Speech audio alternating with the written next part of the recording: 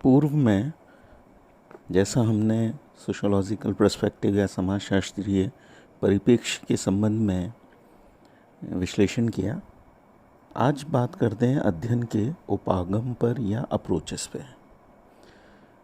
हर विषय के अंतर्गत अध्ययन के विभिन्न उपागम होते हैं जिनके आधार पर किसी भी विषय वस्तु का विश्लेषण किया जाता है। अध्ययन पद्धति या विधि या उपागम में भेद होता है जिसको समझना आवश्यक है। पद्धति अध्ययन का वह माध्यम है जिसके आधार पर आंकड़े एकत्रित किए जाते हैं। उदाहरण के तौर पर साक्षात्कार, प्रश्नावली, एकल अध्ययन पद्धति आदि। उपागम किसी भी समस्या को अध्ययन करने का वह स्वरूप है जिसके आधार पर उस समस्या का विश्लेषण किया जाता है। किसी भी समस्या का हम कई उपागमों के आधार पर अध्ययन कर सकते हैं और हर उपागम समस्या के किसी विशेष पहलू पर अधिक बल देता है।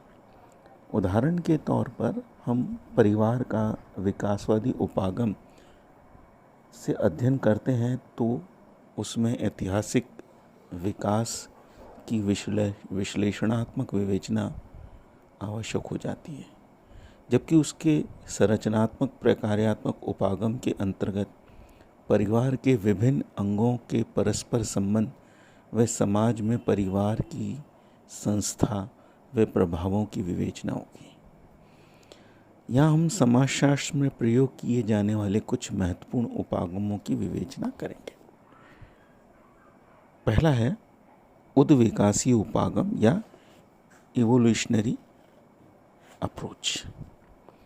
उद्विकासीय उपागम के अंतर्गत सामाजिक घटना में काल के विभिन्न आयामों में होने वाले परिवर्तन व विकास की विवेचना की जाती है।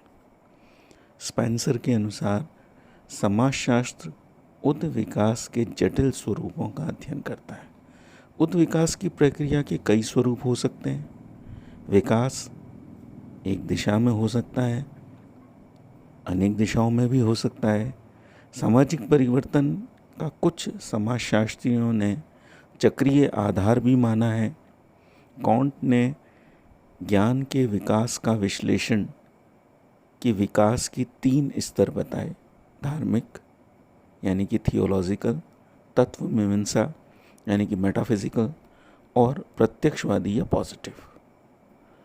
किसी घटना की सत्यता का आधार धार्मिक मान्यता हो तो वह प्रथम स्तर के ज्ञान की पुष्टि मानी जाएगी। प्रमाण का आधार यदि तत्वमीमांसा हो तो वह पुष्टि का द्वितीय आधार, और अगर ज्ञान की पुष्टि वैज्ञानिक आधार पर स्वीकृत हो तो वह प्रत्यक्षवादी आधार होगा।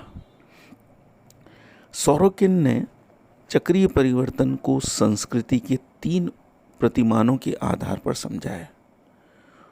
उनकी यह मान्यता है कि समाज में संस्कृति का उद्विकास विचारणात्मक यानी कि आइडिएशन, आदर्शात्मक आइडियलिस्टिक व इंद्रिया बोधक या सेंसेट प्रकार की सांस्कृतिक स्थितियों से प्रसारित होता है। इस संबंध में सोरोकिन ने 2 प्रश्न प्रस्तुत किए। पहला, सत्य क्या है?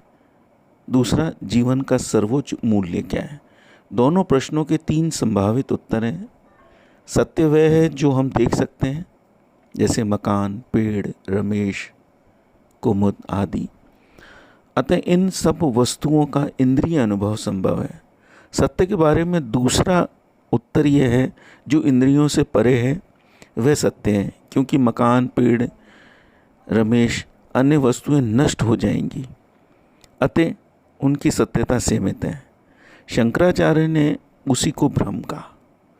तीसरा उत्तर, सत्य को जो दिखता है वह जो नहीं दिखता है उसके समन्वय को मानता है, अर्थात जो हम देखते हैं वह भी सत्य है और जो हम नहीं देख पाते वह भी सत्य है। नहीं देख पाना हमारी सीमा है, ना कि सत्य की। दूसरे प्रश्न का उत्तर इस पर निर्भर करता है कि हम सत्य को किस स्वरूप से सहमत हैं। यदि हम भौतिक वस्तु को सत्य समझते हैं तो हमारा सर्वोच्च जीवन मूल्य खाओ पियो मौज करो। इसके विपरीत यदि हम विश्व को भ्रम मानते हैं तो हमारा सर्वोच्च मूल्य पलायनवादी होगा। इस बात पर बल दिया जाएगा कि विश्व मायामोह है, अतः इसको त्याग कर उसे सत्य पाने का प्रयास करना चाहिए जो कि इंद्रियों से परे है।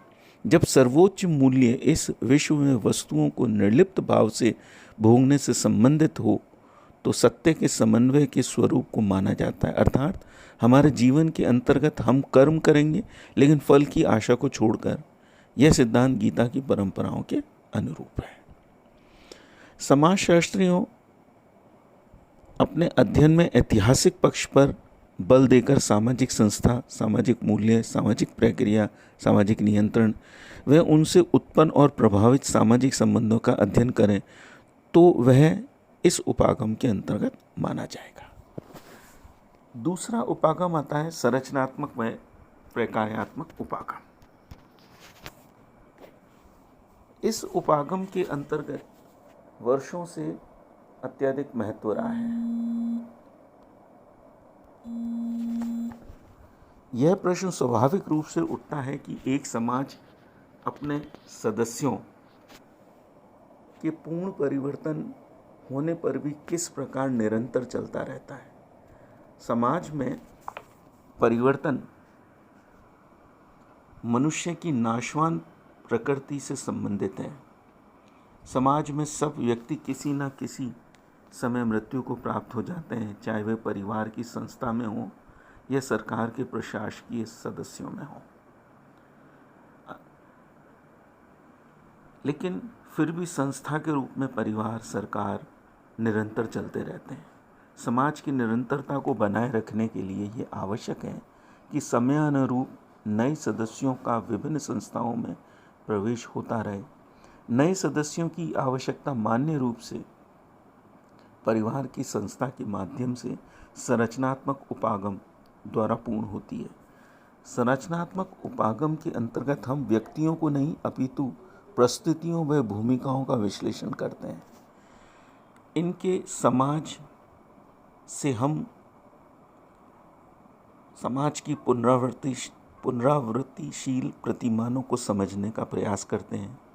संरचनात्मक अध्ययन के अंतर्गत समाज के विभिन्न भागों के परस्पर संबंधों का भी समझना आवश्यक होता है। अतः संरचनात्मक प्रकार्यात्मक उपागम ये बताता है कि किसी एक भाग में परिवर्तन का अन्य भागों पर तदनुरूप प्रभाव पड़ता है। दूसरे संरचनात्मक प्रकार्यात्मक उपागम के अंतर्गत इस बात को समझने का प्रयास किया जाता है कि किसी भी संरचना के विभिन्न इकाइयाँ किससे संबंधित हैं और किस प्रकार वे एक ऐसी समन्वयकारी व्यवस्था का निर्माण करती हैं जिससे कि समाज जटिल रूप में बना रहता है। तीसरा, प्रकार्यात्मक उपागम के अंतर्गत किसी भी घटना के समाज पर पड़ने वाले प्रभावों का विश्लेषण किया जाता है। यह माना जाता है कि हर वस्तु का समाज के अन्य अंगों पर प्रभाव पड़ता है। यह प्रभाव दो प्रकार का हो सकता है, पहला संगठनात्मक और दूसरा विघटनकारी।